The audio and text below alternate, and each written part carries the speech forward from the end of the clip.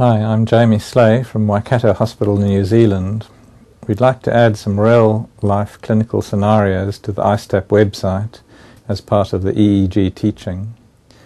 These scenarios typically show various raw EEG waveforms, but some of them will show the power spectrum. This is because sometimes you can see things more clearly on a raw EEG waveform, and other times things are more obvious on the power spectrum.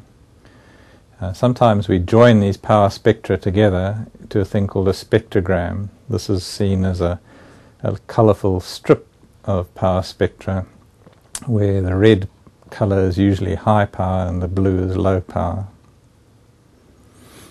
This case is a slightly extreme case of a patient who gets rigidity during induction of anaesthesia by Propofol.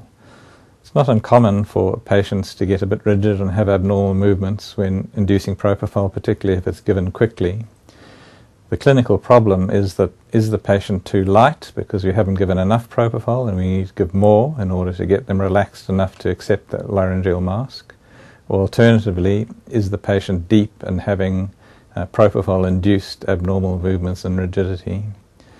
In this case, we were recording the EEG during induction, and it clearly shows that this patient had quite a deep EEG. They were quite deeply anaesthetized, but at the same time they were showing signs of abnormal EEG and even epileptiform movements.